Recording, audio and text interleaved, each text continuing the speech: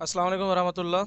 इस लेक्चर में हम प्रूव करने वाले हैं कि जो इन्फिनिट साइक्लिक ग्रुप होता है उसके एग्जैक्टली टू जनरेटर्स होते हैं। यानी सिर्फ दो जनरेटर होंगे, ना इससे ज़्यादा होंगे ना कम होंगे। फॉर एग्जांपल हमारे पास एक इन्फिनिट साइक्लिक ग्रुप है, group of integers under addition. इसके सिर्फ दो ही जनरेटर्स होते हैं, एक होता है +1 और एक होता है -1। ओके, तो इस बात को हम अभी प्रूव करने जा रहे हैं कि जो इन्फिनिट साइक्लिक ग्रुप होता है उसके एग्जैक्टली टू जनरेटर्स होते हैं। ठीक है। ओके, हम लेट कर लेते हैं जी बी अ साइक्लिक ग्रुप। हमने लेट कर लिया कि जी एक साइक्लिक ग्रुप है। अगर जी एक साइक्लिक ग्रुप है तो इसका कोई ना कोई जनरेटर होगा। G be a cyclic group, let G be a cyclic group. तो यहाँ से पता चलता है कि अगर ये साइक्लिक ग्रुप है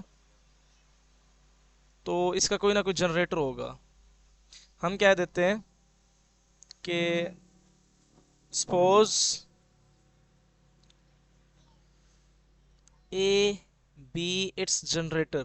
हम ये कह देते हैं कि ए इसका जनरेटर है।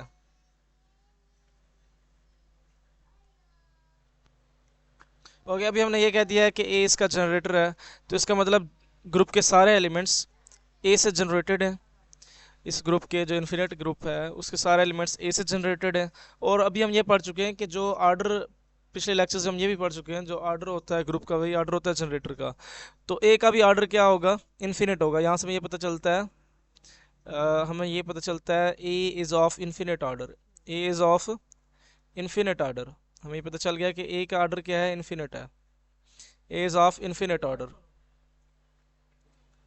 Okay, let's have another thing.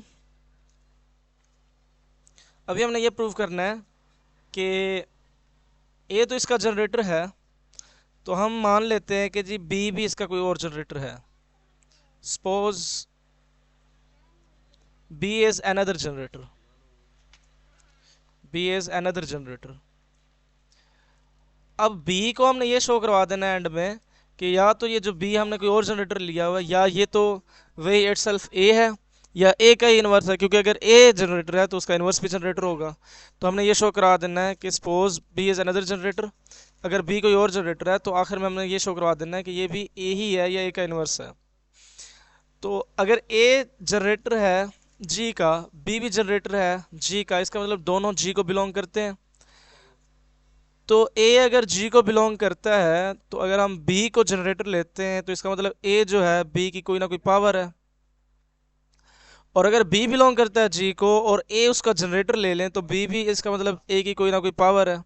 ए की पावर एन की इक्वल है। तो अगर हम इसमें ये रिप्लेस करवाएं, अब ये दो इक्वेशंस मैंने कहाँ से ली हैं? मैंने कहा कि अगर ए जनरेटर है, बी भी जनरेटर है, उस ग्रुप के ही जनरेटर हैं, तो ए भी पड़ा हुआ है, बी भी पड़ा हुआ है। ए भी जनरेटर है, बी भी जनरेटर है। अगर मैं बी को जनरेटर मानूं तो ए तो इसी का एलिमेंट है, तो ए इक्वल होगा बी की सम पावर के।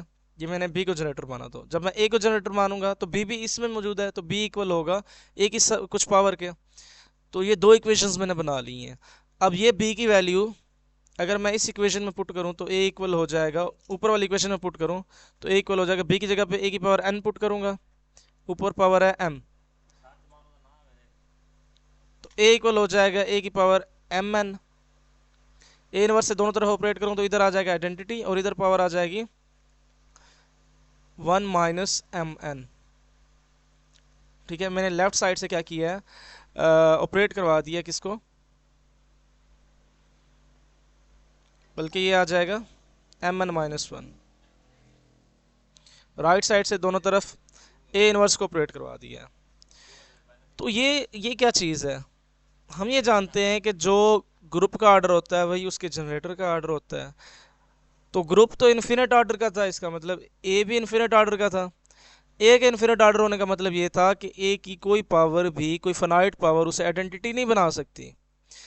तो इसका मतलब ये बात तो कंट्राडिक्शन है हमारी, क्योंकि हमने एम भी फाइनाइट नंबर लिया, एन भी फाइनाइट नंबर लिया, दोनों के प्रोडक्ट में से अगर -1 करूँ तो भी फाइनाइट नंबर आएगा। तो फाइनाइट नंबर पे हमें आइडेंटिटी मिल रही है, इसका मतलब ए का कोई फाइनाइट ऑर्डर मिल जाएगा, कोई फाइनाइट पावर मिल जाएगी जिस पे आइडेंटिटी मिल रही है। तो ये बात तो कंट्राडिक्शन है। किस बात की कंट्राडिक्शन? इस बात की कि ए का ऑर्डर क्या था? इन्फिनिट था। तो ये कंट्राडिक्शन कब रिमूव हो सकती है? ए की पॉसिबिलिटी है कि ये एम एन माइनस वन क्या हो जाए, ज़ीरो हो जाए। अब अगर m n minus one zero होता है तो यहाँ से हमें पता चलता है कि एम एन इक्वल टू 1। अब दो नंबर्स का प्रोडक्ट कब 1 हो सकता है? या तो जब दोनों एम भी 1 हो, एन भी 1 हो, या तब इस केस में हो सकता है कि एम भी -1 हो, एन भी -1 हो, तभी ये बात ट्रू होती है। अगर मैं इस केस को लूँ तो ए किसके इक्वल हो जाएगा? अगर मैं इस केस को लूँ और इसमें पुट करूँ दूसरी इक्वेशन में, तो बी इक्वल हो जाएगा किसके? ए की पावर एन की जगह क्या पुट करूँगा? 1। तो मतलब बी और ए इक्वल हो जाएंगे। मतलब जो ए जनरेटर था वही बी जनरेटर है, मतलब सेम निकल आएगा वो बी जनरेटर, जिसको हमने दूसरा जनरेटर माना था वो तो वही निकल आया, पहले वाला जनरेटर। और अगर मैं ये वाला केस लूँ तो बी इक्वल हो जाएगा किसके? ए की power n, a as it is, n की जगह क्या पुट करूँगा? -1। तो बी किसके इक्वल हो गया? ए के इनवर्स के इक्वल हो गया। तो बी के लिए सिर्फ दो पॉसिबिलिटीज हो सकती हैं कि या तो वो ए है या ए इनवर्स है। इसका मतलब सिर्फ दो जनरेटर हैं, या ए और या इसका इनवर्स जो है ए इनवर्स। तो ये दो ही जनरेटर्स हैं और कोई जनरेटर नहीं है। थोड़ा सा समराइज कर देता हूँ। हमने ये माना कि ए भी इसका जनरेटर है, बी भी जनरेटर है। अब दोनों जनरेटर जी को बिलोंग करते हैं। अगर बी को जनरेटर लेके चलते हैं तो इसका मतलब अगर ए इसको बिलोंग करता है तो ए बी की कोई ना कोई पावर के इक्वल है। तो ए हमने कह दिया कि बी की पावर एम के इक्वल है। अब अगर बी इसको बिलोंग करता है और ए को जनरेटर लेके चले तो इसका मतलब बी कोई ना कोई ए की कोई ना कोई पावर के इक्वल है, तो बी इक्वल टू ए की पावर एन कर दिया हमने। फिर हमने ये देखा कि अगर मैं बी की वैल्यू इक्वेशन 1 में पुट करूं तो ए इक्वल हो जाएगा, बी की जगह पुट करूंगा ए की पावर एन, वही पुट किया, ए की पावर एन ऊपर पावर एम, ए की पावर एम एन हो जाएगा। दोनों तरफ से इनवर्स को ऑपरेट किया तो इस साइड पे आइडेंटिटी आ गई और इस साइड पे क्या आ गया? M n -1। अब हमने कहा था कि जो ग्रुप का ऑर्डर होता है साइक्लिक ग्रुप का, वही उसके जनरेटर का ऑर्डर होता है। अगर ग्रुप इन्फिनिट ऑर्डर का है तो ए भी इन्फिनिट ऑर्डर का होना चाहिए अगर इसका जनरेटर है तो।